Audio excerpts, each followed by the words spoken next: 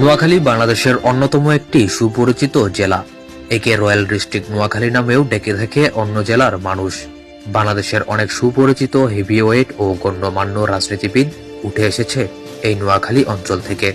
বর্তমানে বাংলাদেশের অন্যতম ও শীর্ষ ধনী জেলা এই নোয়াখালী।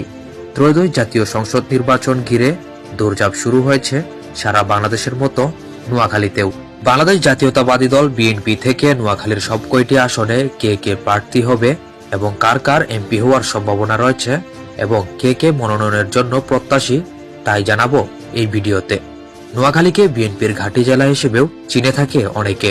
বিএনপির অনেক হেভিওয়েট এমপি মন্ত্রী তৈরি হয়েছিল নোয়াখালী থেকে। নোয়াখালীতে সংসদীয় আসন রয়েছে মোট ৬টি আসনে আগামী নির্বাচন ঘিরে বিএনপির প্রার্থীরা তৈরি হচ্ছে ভোটের লড়াইয়ে। নোয়াখালী ১ আসন। নোয়াখালী ১ চাটখিল সোনাইমুড়ি উপজেলার আংশিক অংশ নিয়ে গঠিত। এই আসনে বিএনপির অনেক প্রার্থী রয়েছে ভোটের লড়াইয়ে লড়ার জন্য। ব্যারিস্টার মাহবুবউদ্দিন খোকন তাদের মধ্যে অন্যতম। তিনি নবম সংসদ নির্বাচনে বিএনপি থেকে সংসদ সদস্য নির্বাচিত হয়েছিলেন এর আগে। তিনি বাংলাদেশ সুপ্রিম কোর্টের একজন জ্যেষ্ঠ আইনজীবী। জুলাই আন্দোলনে তার সাহসী কর্মের জন্য তিনি সবার কাছে এখন সুপরিচিত। বর্তমানে তিনি সুপ্রিম কোর্ট আইনজীবী সমিতির সভাপতি হিসেবে দায়িত্ব পালন করছেন।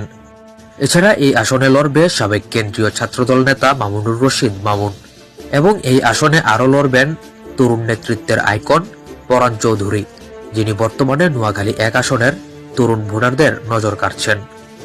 নোয়াখালী ২। নোয়াখালী ২ আসন সেনবাগ ও সোনাইমুড়ি উপজেলার আংশিক নিয়ে গঠিত। এই আসনে বিএনপির অন্যতম হেভিওয়েট প্রার্থী হচ্ছেন জয়নাল আবেদিন ফারুক, যিনি খালেদা জিয়ার সাবেক উপদেষ্টা ও বিরোধী দলের চিফ হুইপ ছিলেন এবং নোয়াখালী ১ আসন থেকে ৪ বার ও নোয়াখালী ২ আসন থেকে একবার সংসদ সদস্য নির্বাচিত হন তিনি। এছাড়া এই আসনে মনোনয়ন প্রত্যাশী আছেন সৌদি আরব পশ্চিমাঞ্চল বিএনপির ভারপ্রাপ্ত আহ্বায়ক জনাব আব্দুল মান্নান। তিনি এই আসনে মনোনয়ন প্রত্যাশী হিসেবে ভালোই জনসংযোগ করছেন। এই আসনে তাকে জিততে হলে টেক্কা দিতে হবে জয়নাল আবেদিন ফারুককে।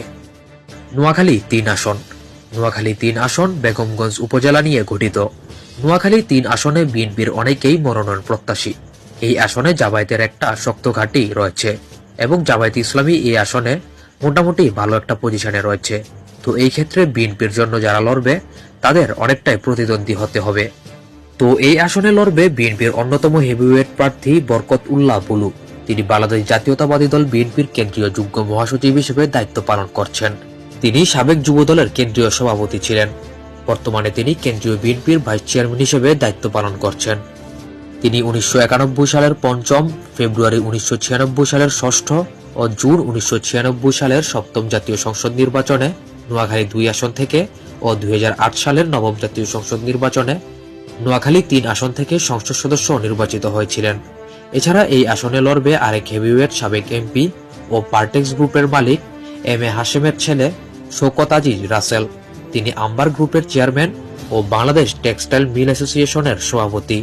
বর্তমানে এই দুজনেই রয়েছে বেগমগঞ্জ উপজেলা বা নোয়াখালী ৩ আসনের জন্য হেভিওয়েট ২ প্রার্থী।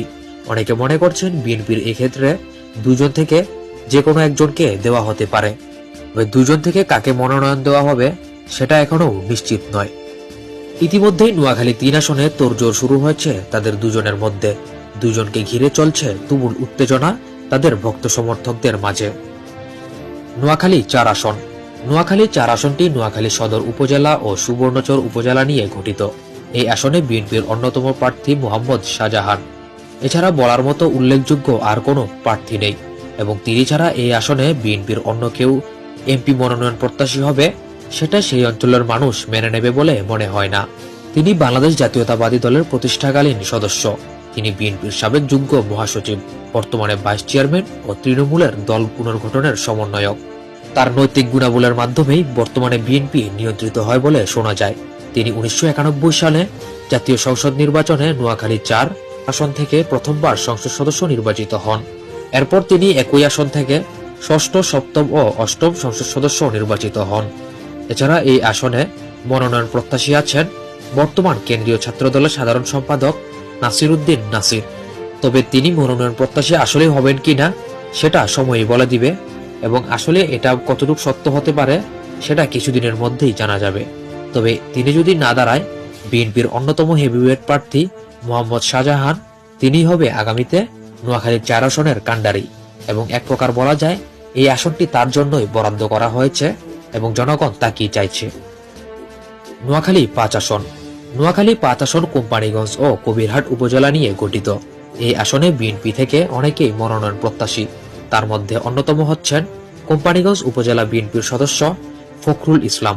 তিনি জোর কদমে এই আসনে তার প্রচারণা চালাচ্ছেন। তিনি ফারিস ইসলামী লাইফ ইন্স্যুরেন্সের বর্তমান চেয়ারম্যান। এছাড়া এই আসনে মনোনয়নের আরও এক হেভিওয়েট প্রার্থী হচ্ছেন বাংলাদেশ জাতীয়তাবাদী দল বিএনপির বর্তমান সহ পল্লী উন্নয়ন বিষয়ক সম্পাদক বজলুর করিম চৌধুরী আবেদ। বজলুর করিম চৌধুরী আবেদ ছাত্রদলের ভারপ্রাপ্ত সভাপতি ছিলেন আগে। এই আসনে তাকে নিয়ে আশাবাদী ভক্ত সমর্থকরা। এবং এই আসনে মনোনয়ন প্রত্যাশী আছেন সৌদি মহানগর বিএনপির সভাপতি কেফায়েতুল্লাহ চৌধুরী কিসমত সিআইপি। তো এই আসনে বিএনপির অনেক মনোনয়ন প্রত্যাশী রয়েছে। তাদের মধ্যে চলছে এখন তুমুল উত্তেজনা। কে পাবে মনোনয়ন, কেই বা হবে আগামীতে নোয়াখালী 5 আসনের কাণ্ডারি বিএনপির পক্ষ থেকে, কাকে মনোনয়ন দিচ্ছে তারেক রহমান। এই ক্ষেত্রে সবচেয়ে বেশি নাম ভেসে আসছে বর্তমান সহ পল্লী উন্নয়ন বিষয়ক সম্পাদক বজলুল করিম চৌধুরী আবেদের নাম। নোয়াখালী 6 আসন। বলা যায় বিএনপি যে আসনে সবচেয়ে বেশি কম পরিচিত, সেই আসনটি হচ্ছে নোয়াখালী 6 আসন। নোয়াখালী 6 আসন হাতিয়া উপজেলা নিয়ে গঠিত। নোয়াখালী 6 আসনে বিএনপি ততটাও সংগঠিত নয় ও ততটাও শক্তিশালী নয়। এবং এই আসনে বর্তমানে এনসিপি ও জুলাই আন্দোলনের অন্যতম নেতা আব্দুল হান্নান মাসুদ জনপ্রিয়তার তুঙ্গে রয়েছে। তবে বিএনপির মনোনয়ন প্রত্যাশী এখানে আছেন হাতিয়া উপজেলার বিএনপির সাধারণ সম্পাদক ইঞ্জিনিয়ার তানবির উদ্দিন রাজীব। তিনি একজন তরুণ রাজনীতিবিদ ও শিল্প উদ্যোক্তা।